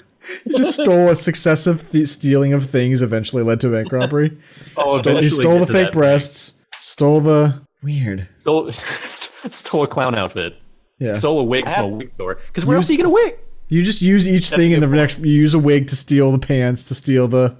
Yeah. Fake steal breasts. the money eventually with after the BB. Kmart right next to like a Halloween store, you know what I mean? So, Oh, when did this take place, actually? Maybe it took place around Halloween. As this says July, so no. He just had this stuff. Yeah. Oh, Halloween box. Well, I was thinking, we really need to clean this house. Also, I need money. I like how at least he's like, I'm not gonna do anything about my face. They're never gonna catch me on that. And then but he's like, I'm gonna steal this money. And he gets the money and he leaves the bank. As we said before, John, like, how are these people getting away with bank robbery? This guy just walked in with clown shoes or clown pants and a wig on. Would be a got major money. mistake. That would have been, yeah. How can you run in those? He runs out and then he's like, oh shit, I don't have a getaway vehicle. Now I got to steal a car. Like, this guy is like a one-track mind every time. Step one, fucking steal the car, dummy. Yeah. I was going to say, Steve Jobs always said, if you want to succeed, just make a list. You know what I mean? Step one. Just make a list. You know what I mean? You've been a proponent of lists in every episode, I think. John loves lists. It's actually like, it's that cheap advice that like a bad motivational speaker gives you, hey, make a list. Make a list. I feel like Steve Jobs never actually said that. You know what I mean? This is like in middle school when they're just like, write that in your agenda and then you won't forget it. Like that person, I hated that person. I'll tell you what though, I do make lists nonstop. Yeah. Do you? I do not. I hate writing shit down. Hate's a very strong word, Adam. It's very strong. I don't write anything down, but I type it up. Yeah, I'm gonna write a list that says I hate Adam on it. So you're gonna send it to me. I'm gonna delete it immediately. It's gonna say it's gonna say more money on it. More money on it. He's gonna be like, well, what do I have to do today? Step one, delete John's email. God damn it! Yeah, that figures. It's good stuff. Well, interesting. I have to say the Wendy's one is probably my favorite. Like just by just the sheer the randomness of it. He's like, fuck it, alligator, right into the Wendy's. Like, right now, Wendy window. Never expected it. I agree. It's the second to least criminal of them all, except for the guy just sleeping in that person's house. But it's the second least criminal intent of them all. He's just kind of like a gut reaction. I got this gator. It's going in that window. No. He was thinking about doing that. He wasn't trying to rob them, right? He wasn't holding them up with a gator. Right. I don't know. It wasn't very clear. I mean, like, if you think about it, you don't have a whole lot of control at one of those windows. You get what they give you. That's true. Especially if it's an alligator. It's a shame. Right, you just get up there and you just got a gator done. Just throws a coop. Oh, God, man. Justin. This happened in Florida. That's allowed, I think. No, I guess, but I thought I left that place. Yeah, we have a reason that we can make, you guys can make gator jokes of all of us meeting in Florida. For those of us that don't know it. I mean, I would make a lot less. The bashing on Texas and England, that is completely unwarranted. Racist. But I'm racist against Texas. I think it's called Texas. No. Well, right. I was right. These stories got progressively just worse and worse, and I feel like Justin started very highbrow. Adam had a story about throwing gators in a Wendy's. Very unibrow at that point. I mean, you literally started in England, and I was like, I've always thought there's no dumb people in England, but there are. There are, definitely are. I've learned some things today. So, I mean, I'm going to go, like I said, I'm going with, Justin, did you pick a favorite? So far, of all of them, or of Adam's? Yeah, yes. Of Adam's, yeah. The Wendy's one with the gator is probably the most interesting. Because it's almost not a crime. Yeah. Although I did like the visual, I love the idea of a low-speed pursuit where the guy rolls his buggy. The visual, the gif of that has to be amazing. Yeah, honestly, oh my God. All we have to do is get like a second cop car and cut him off. You know what I mean? Like one park's in front of him, one park's behind him. You think there are more than one cop car in this town? They get on. It's a one-horse cop car. They turn on the thing and they're like, "Quit horsing around."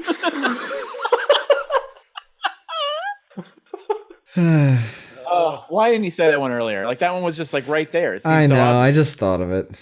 I'm sorry. I'll try to do better. The suspect escaped in a Mustang. It's not that. Well, the horses are in stable condition, so it's fine.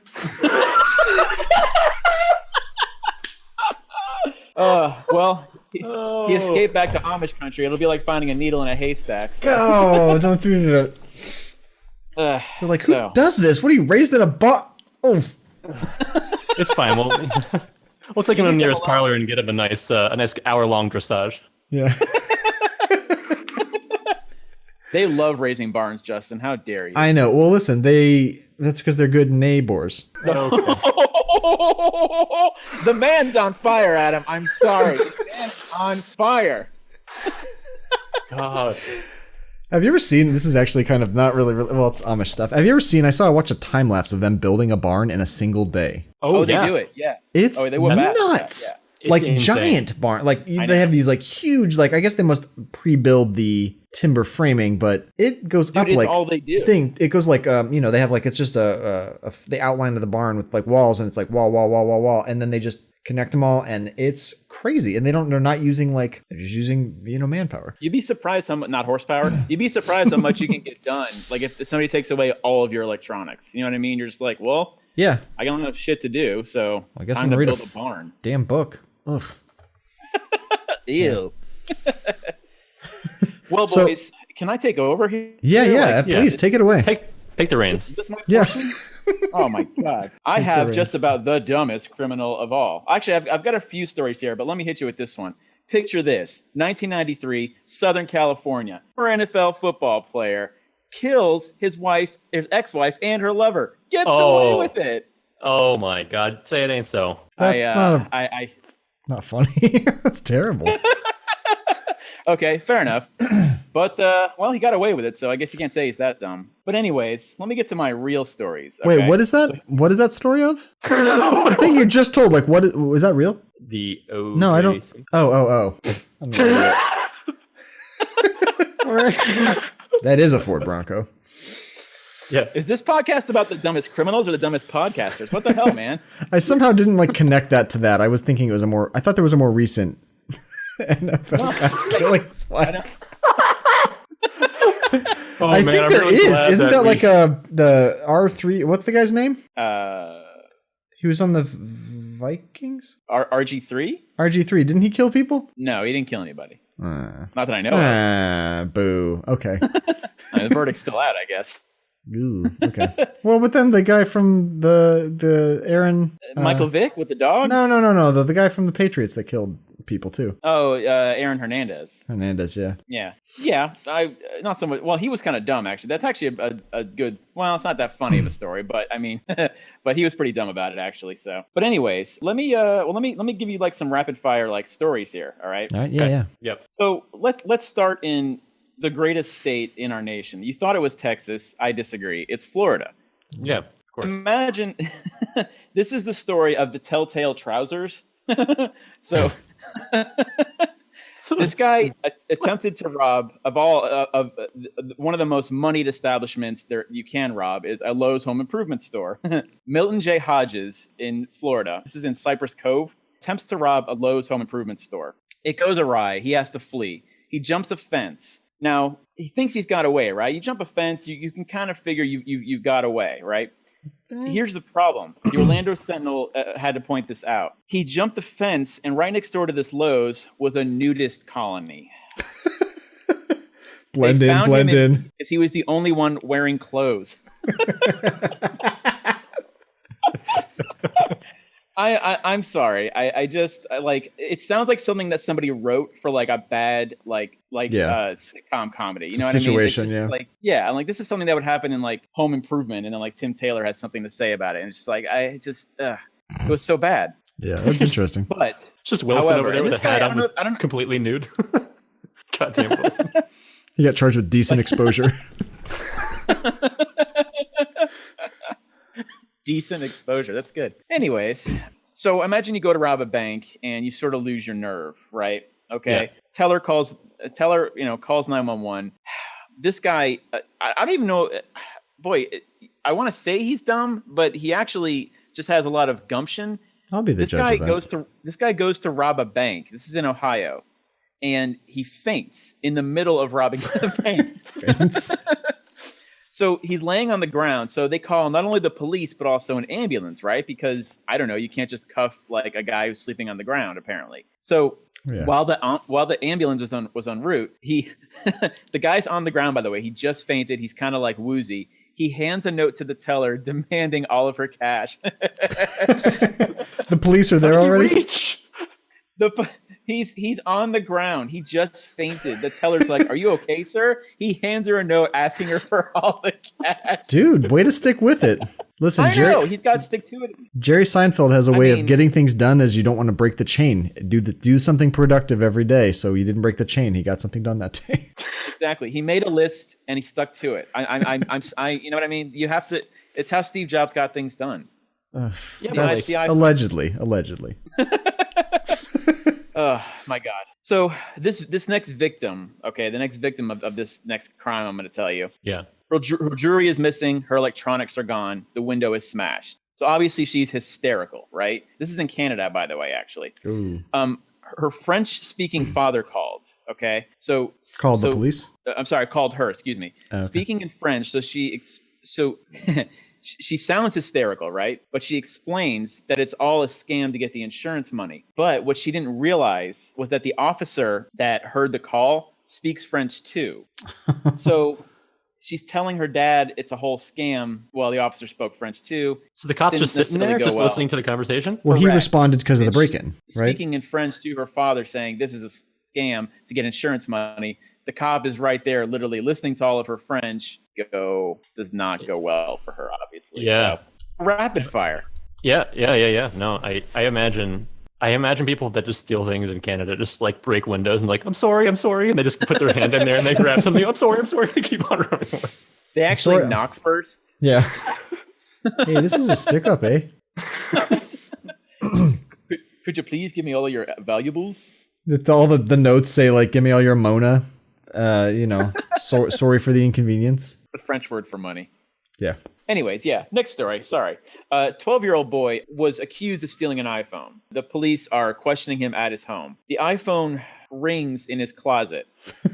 So they're like, they catch him, obviously, right? That's so sad. New number, who dis? Sorry, I just got a new phone. Who is this?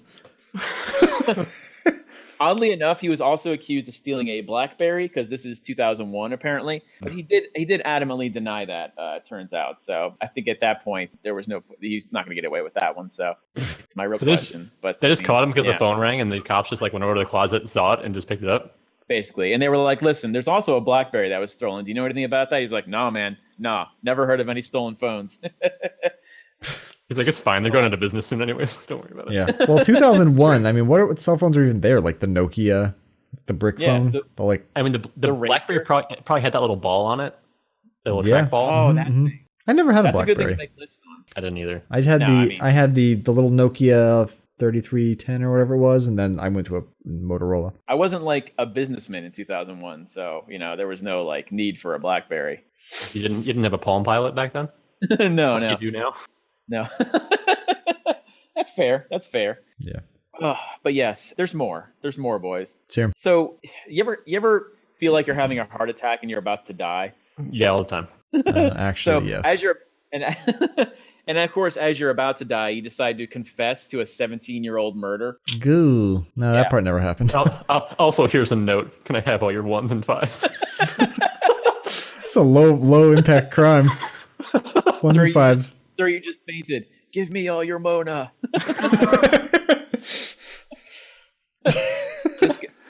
Tony? This guy, James Washington, of course, of Tennessee, he's having a heart attack, has a moment of clarity, decides he's going to confess to a murder that he got away with 17 years ago, which, by the way, like nowadays, that's kind of tough, I would think. But You think here's the thing. the police aren't that, they don't know everything. They're not omnipotent. That's something I've learned tonight, actually. But so here's the thing. He doesn't die. They save his life. He gets sentenced to life in prison. Only in Tennessee. He gets rescued and then he's like, JK. Oh, did I say that? That was just heart attack talk. You know what I mean? Yeah. that old trope. So going back to Florida. Oh yeah, bring it home. Bithlo, Florida.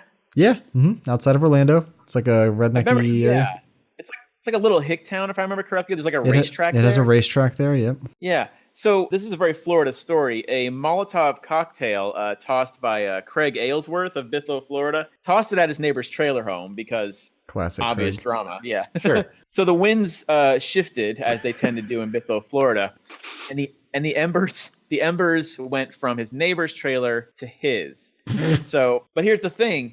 This worked out well. He's homeless now, but Good. he gets to go to jail where he can live the rest of his life. So Surprise twist. A plus B equals C on that one. I thought you were going to say like he had like an insurance claim where he could just like his house burned down. Now he's living in Well, a mansion. what about the neighbor who lost his house? What about him? Yeah, I mean, he'll be fine. I mean, it was a trailer. I mean, he's he probably now better lives off. in a truck and collects gators. Yeah, I'm he's waiting mad for Justin's pun there. Or? I don't have anything. I'm good. Oh, all right.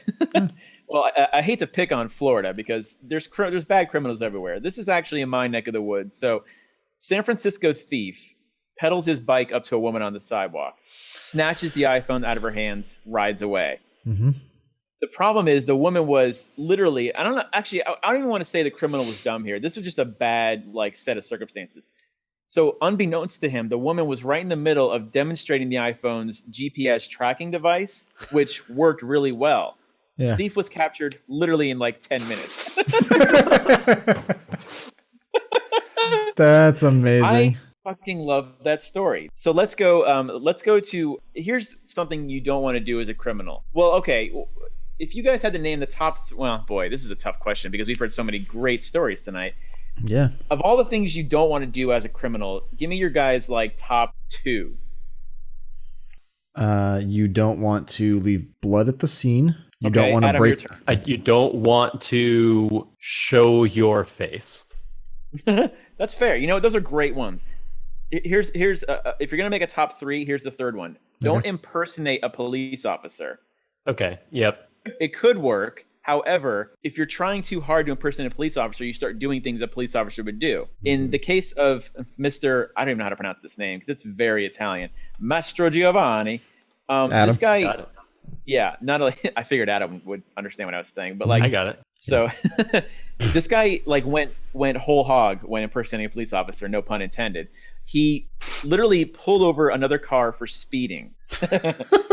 So Is he trying to get bribed? Is that what he's doing? here's the thing. He pulled over a car for speeding. The guy he pulled over was a cop. Yeah. Literally arrested right there on the scene Yikes. for impersonating a police officer. Yeah. Why would you pull somebody over as a cop impersonator? Hey, just if you, impersonate a cop if you want, but just leave it at the outfit. You know what I mean? Just leave it at that. That's all you have to do. And then, say oink oink or something. I don't know. You're not. Boo. You are literally saying dress up like a police officer. That's not impersonating a police officer. Actually, I mean, it can be. well, You wait, can can do you it- dress as a police officer for Halloween? You can do it for Halloween, course. but in general, in public, if you dress up as a police officer, I think technically they could arrest you if they wanted to, but I think usually they don't because who walks around in a police outfit? But isn't there a gray area there? Yeah. How do you say it's impersonating, and how do you say it's just this is my outfit I decided to wear today? I think if you're acting like a police officer, that's the impersonation. That's if you're that's a trying to bigger- do police things, passed as a police officer. which is not kind of just interesting visually. too because you can arrest people, right? You can use a citizen's arrest. Yes. Can How you get does that- arrested? How does that work? I don't know. Can you get arrested for doing that by impersonating a police officer Could you, if you do a citizen's arrest while dressed as a police officer, with a billy club, just tapping it in your hand? you're really pushing your luck. What if you? A William what if Club? what? What if a police officer pulls you over and he goes, "Sir, step out of the car, please," and you go, "Sir, step out of the car, please." Is that? Arrested for impersonating a police officer. What if he's like, you know what? That's exactly how I sound. On your way, sir. Okay, what if a police officer pulls you over and he's like, "Sir, step out of the car, please," and you're like, "Sir, step out of the car, please."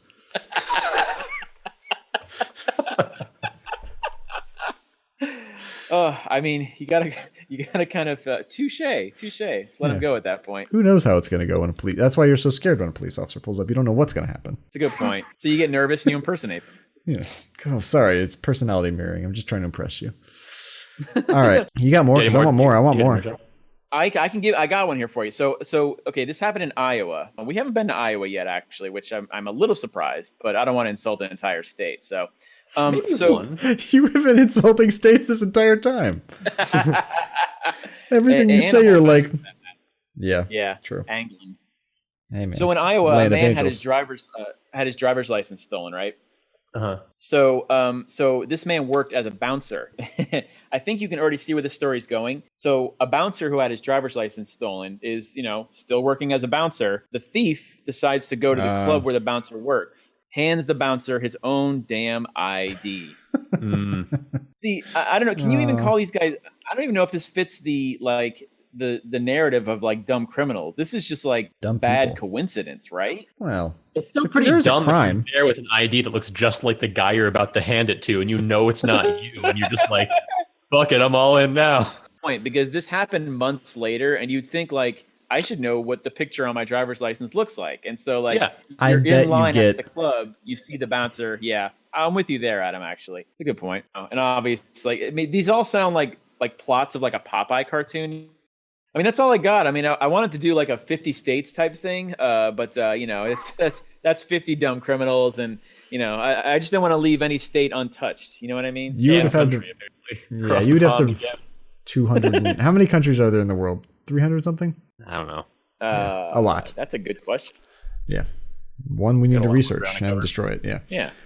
So I guess that's where we're gonna stop with the stuff. We've had some really interesting stuff. Do we want to talk about the headlines? Oh yeah, the winner best headlines. We didn't have a lot of headlines from you, John. I'm sure there were some decent headlines in there, but I didn't hear them during kind of the conversation. Were there any that stood out to you that you saw on any of the articles that you wanted to bring up to put as a contender? For mine, no. But you guys had more like headliney type stuff.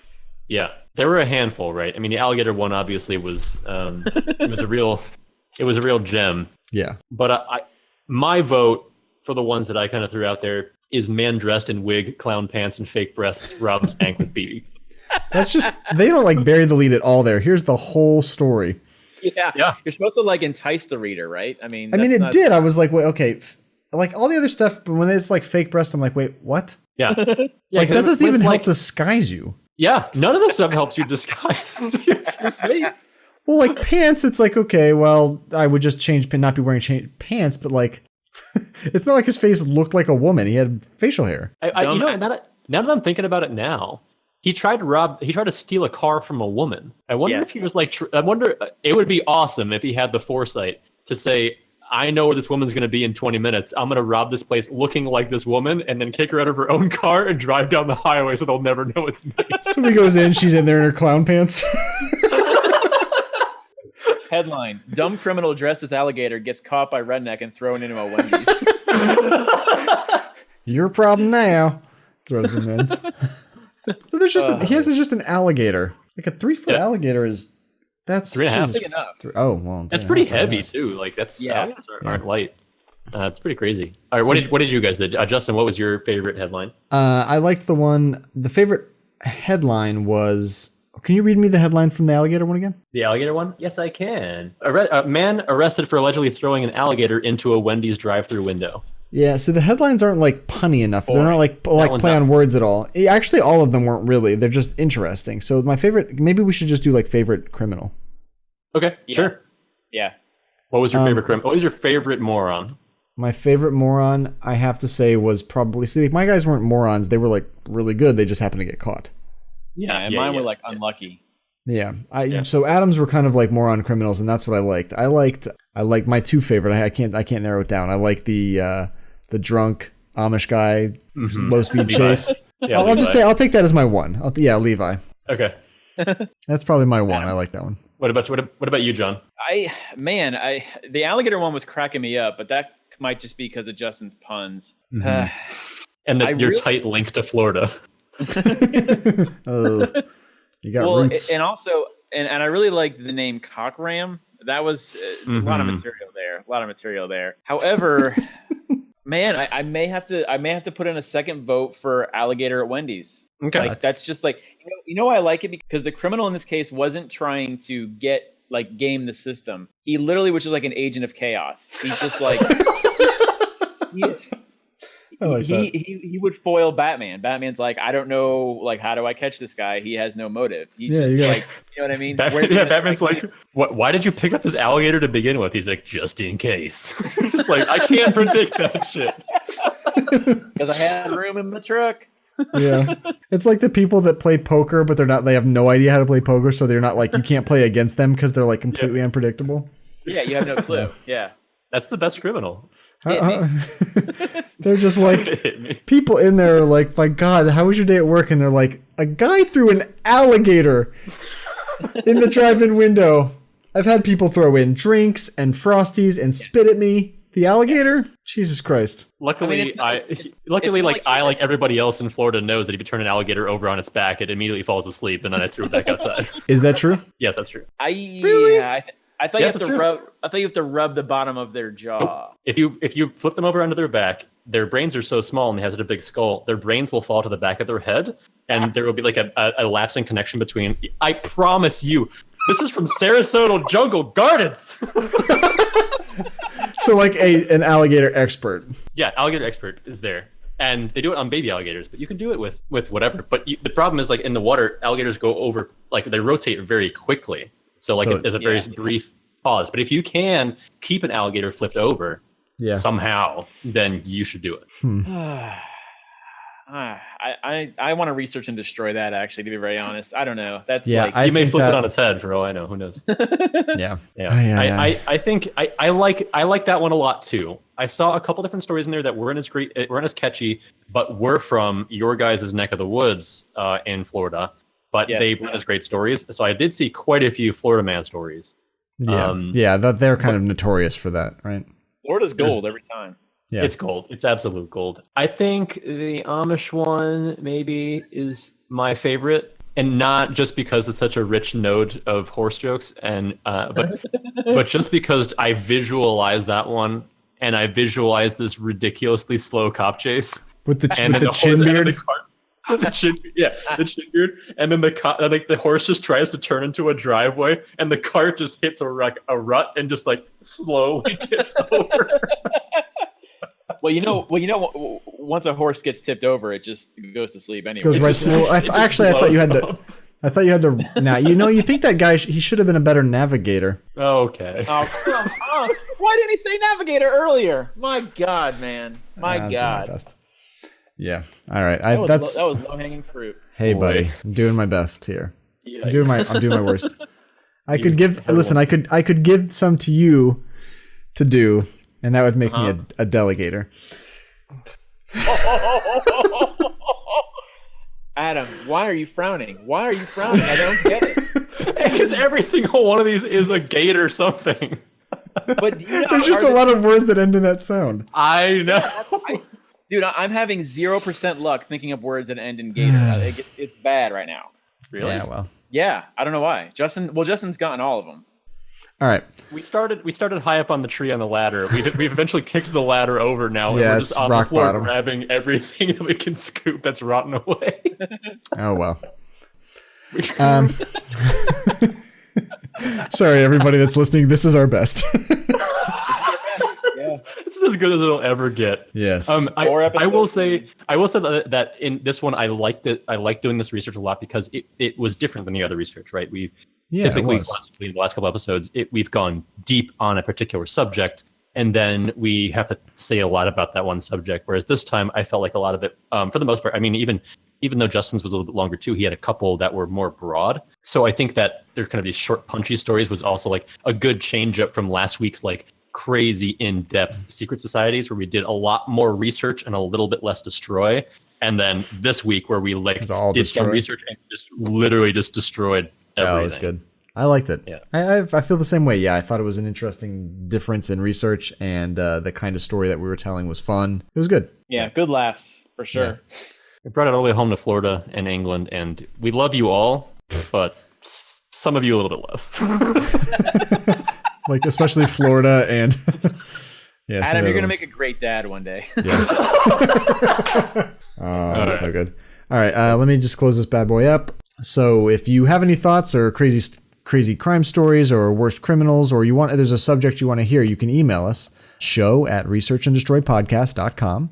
You can find us on Facebook at facebook.com/researchanddestroypodcast. You can get all of our episodes on Apple Podcasts, Google Play, or Stitcher Radio. If you like this episode, please like us on any of those services or on Facebook. Thanks. Thank you. Bye. Goodbye. Later, Gator. God. It's your story now. You decide what is right.